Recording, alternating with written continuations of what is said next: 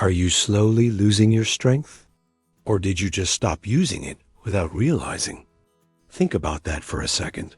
Like really think, because nobody wakes up one day and says, yeah, today I'll start getting weaker. It doesn't happen like that. No, it's way more sneaky, more quiet. It slips in through habits, through comfort, through small choices that feel harmless at the time. And before you know it, you're avoiding stairs. You're choosing the chair over the floor. You're reaching less, moving less, living less. And the crazy part? You don't even notice when it starts. But halfway across the world, in small quiet towns in Japan, there are elders 70, 80, even pushing 90, who don't just exist.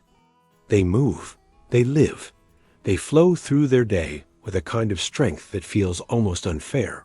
Like, how is that even possible? No personal trainer, no expensive gym, no viral fitness trend, just simple movements repeated every single day. Like breathing, like brushing your teeth, like something so normal, it doesn't even feel like exercise. And that's exactly why it works. Now picture this, all right? Early morning, a soft golden light creeping through narrow streets, a slight breeze, and there's this older man, wrinkled face, calm eyes, maybe a little smile you barely notice, and he steps outside his home, not in a rush, not checking notifications, just present, fully there. And he bends down, slow, controlled, not because someone told him to do a squat challenge, but because that's how his life works. He sits low, stands up, goes down again, natural, effortless, repeated dozens of times throughout the day. And here's where it hits you. When was the last time you did that without thinking twice? Yeah, exactly. Most people can't even get off the floor without using their hands anymore. And it's not because they're old. It's because they stopped doing it. See, strength doesn't vanish. It fades when it's not used, like a language you forgot, like a skill you abandoned. It's still there somewhere, but buried under comfort and convenience. And these elders? They never abandoned it. They kept practicing life in its raw form. No shortcuts. And then there's the walking. Oh man, don't even get me started on that, because people think walking is just walking, like something basic, boring, something you do to hit a step count on your phone. But what they're doing, that's different. That's intentional without trying to be. Uneven paths, little hills, steps that aren't perfectly designed, carrying things in their hands, adjusting their balance every second. Their bodies constantly making micro decisions to stay stable, to stay upright, to stay strong.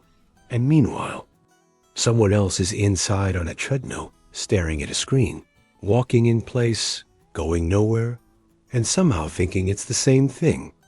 It's not even close. Real movement challenges you.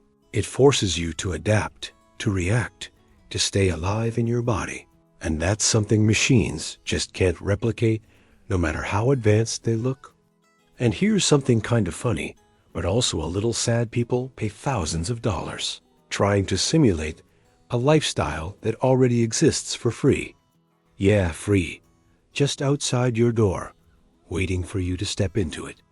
But most don't, because comfort is easier, convenience is seductive. And let's be real, we've been trained to avoid effort, to minimize struggle, to choose ease every single time. And slowly, that choice adds up. Now, here comes another piece you probably didn't expect reaching. Stretching, those little movements you don't even think about. Like grabbing something from a high shelf, or bending down to pick something up, twisting slightly to turn around. These aren't just random actions. They're signals to your body saying, hey, we still use this range. Keep it alive. And when you stop doing them, your body listens.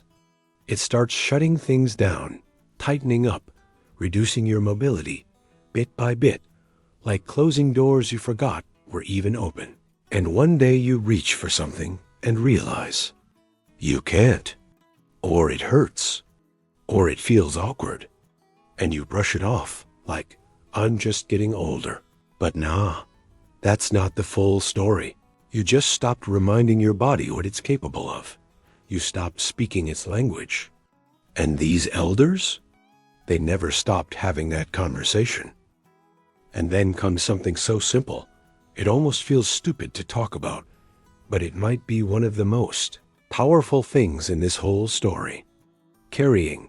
Yeah, just carrying stuff. Groceries, bags, small loads. Nothing extreme, nothing Instagram worthy, but consistent, daily, real. And because of that, their grip stays strong, their shoulders stay engaged. Their posture doesn't collapse forward like you see in so many people today, and their core. It works without them even realizing it, stabilizing, supporting, adapting with every step, every shift in weight. And here's where it gets interesting. You don't need a fancy routine when your life itself becomes the workout. When every action you take has purpose, has movement built into it, and that's what we've lost. We separated exercise from living, turned it into a scheduled task instead of a natural part of existence.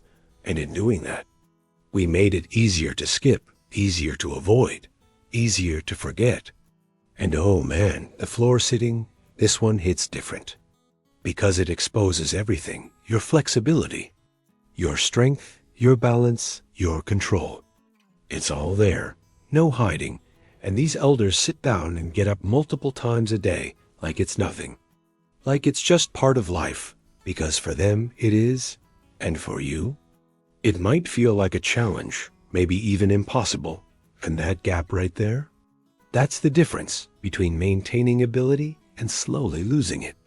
Because once you stop getting down to the floor, you lose the ability to get back up, and once that's gone, a lot changes, your independence, your confidence, your freedom, all tied to something so basic, most people overlook it completely.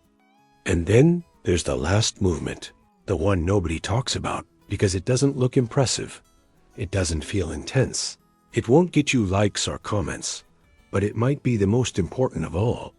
Slowing down, yeah, actually slowing your movements, feeling them, controlling them, being present in your body instead of rushing through everything like you're late for something that doesn't even matter. And in that slowness, something powerful happens. Your muscles engage more deeply.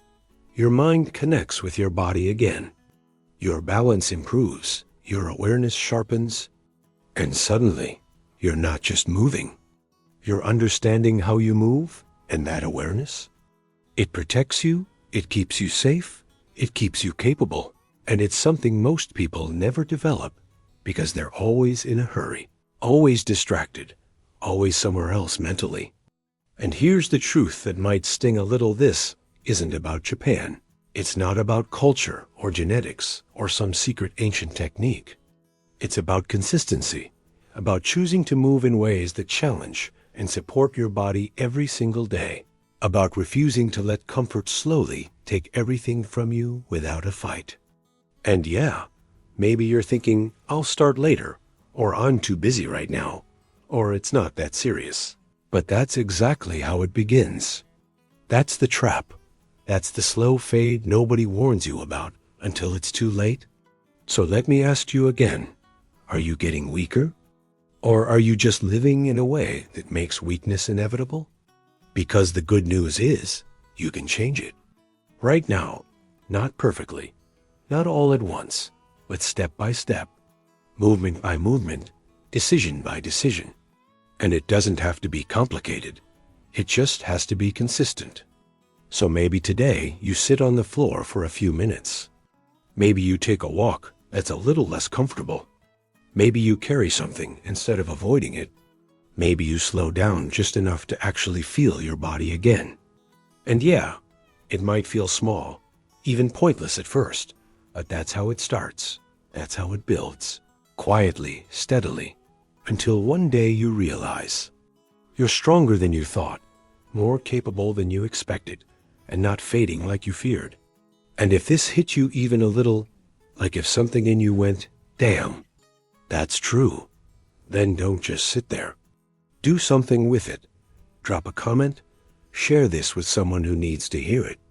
Because most people are sleepwalking into weakness without even knowing it. And maybe, just maybe, you won't be one of them.